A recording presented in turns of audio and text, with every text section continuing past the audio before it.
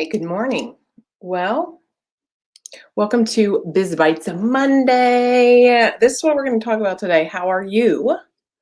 How are you, the bottleneck in your own business? I'm going to tell you a couple of ways you probably are, and that you might not even be aware of it. So let me first tell you, oh my gosh, I'm launching my podcast. The date will be August 9th. So I want to encourage all of you to watch out for this. I'm going to be giving away prizes and exciting things. And the podcast title is Lead a Life Uncommon. That's what you're here for, right? You want to lead a life uncommon. You want to make a difference in the world, in the outside world, for other people, and for you. Boom. Oh, super thrilled out of my mind. Oh, thank you so much. Yes, I'm pumped out of my excited mind. So if there's something special that you want to hear, then please DM me. Say, here's a topic I want to hear more about, Mary. And I want to just do everything fabulous around that.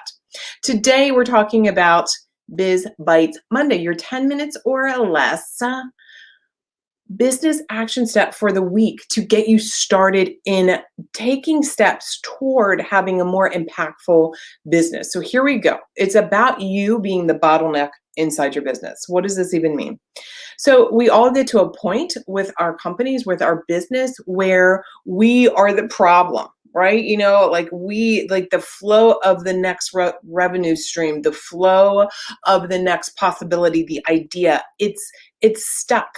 Here's a couple of the reasons why. So I'm going to ask you, ready?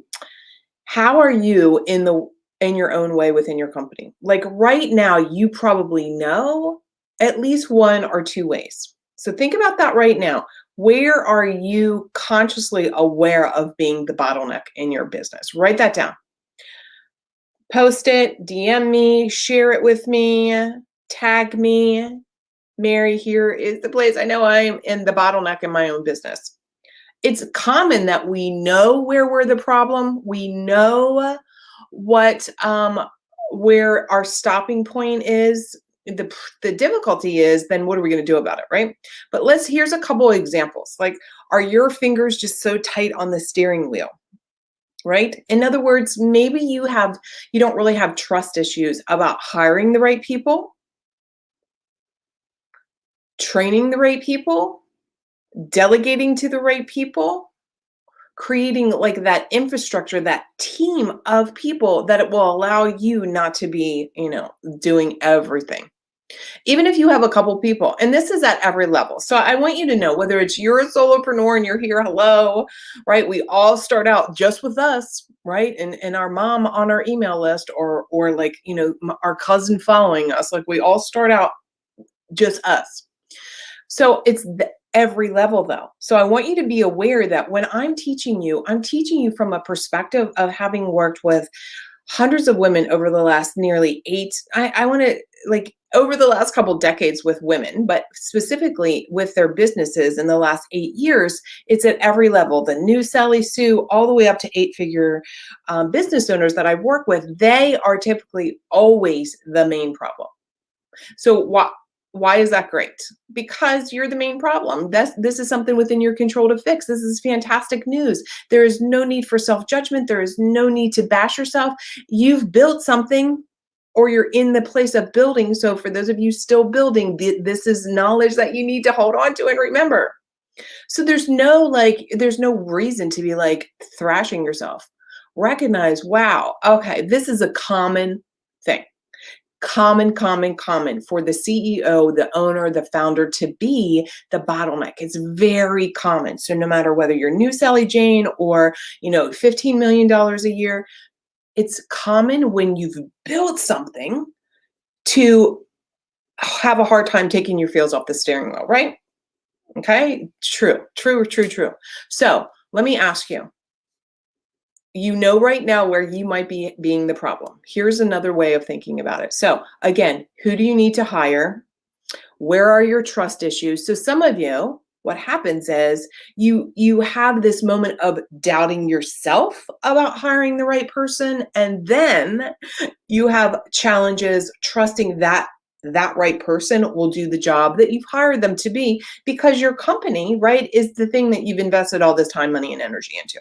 So sometimes when we feel like we're turning it over to someone else, we feel like, oh. So how do you mitigate that? How do you take care of that so that you can be assured that you can trust yourself? That's the very first step.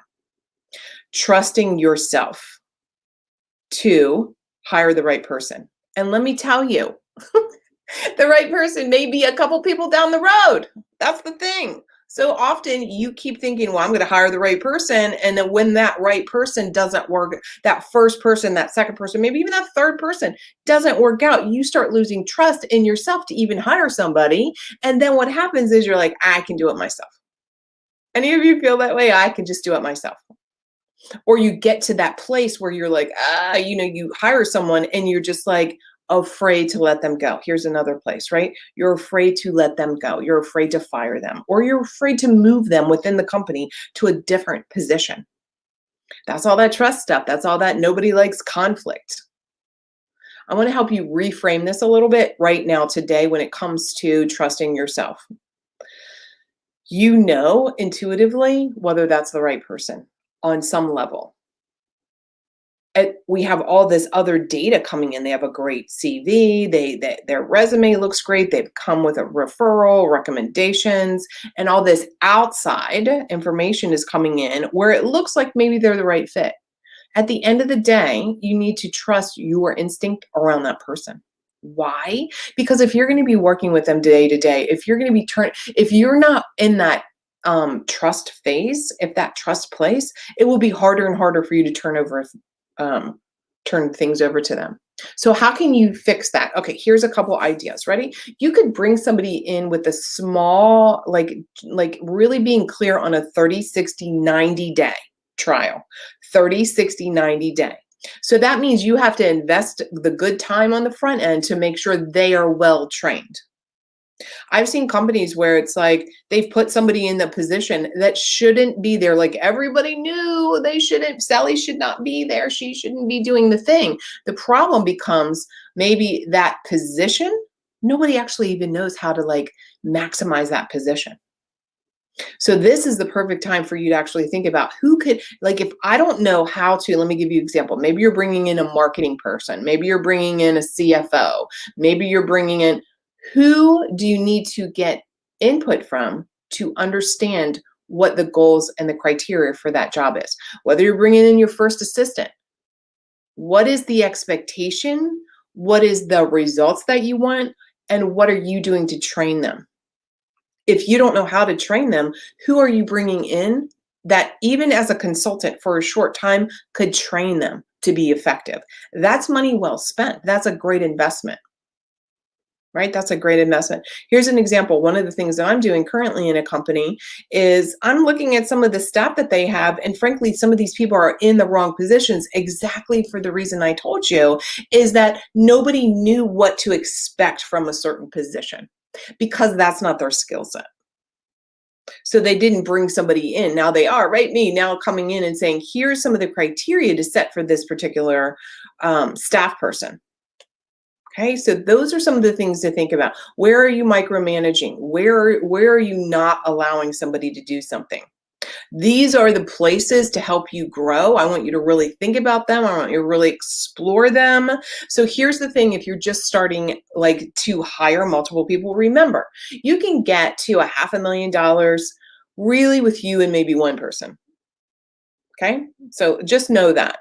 Once you get to that $500,000 plus, and when I say one person, I'm a full-time person of some sort, right? And it might be 2 contractors, but pretty much all your admin, all your social, all of the tasks can be done by somebody else. And you are doing your zone of brilliance and genius, and maybe some of the other stuff. But once you get to a certain point, $500,000 or more, that's the time that you're really starting to think even more about bringing in team, bringing about offloading as much as you can, offloading. And then of course, when you get to $1 million plus, depending on your type of business, or $10 million, you're going to have a multiple team. So really you want to be talking to 1 or 2 people. Those are your go-to people, and then they're managing the other people. But that's a conversation for another day. So I'd love to hear what you're thinking about how you're hiring, how your fingers are too tight on the wheel. And this is Mary Bicknell reminding you to start your day, your Monday with Biz Bites. Take action. Be proactive every single Monday, first thing in your business, because that's going to help you lead a life uncommon. I'll talk to you later. Enjoy the rest of the day. Monday is my favorite day. I'm getting to work myself. Bye.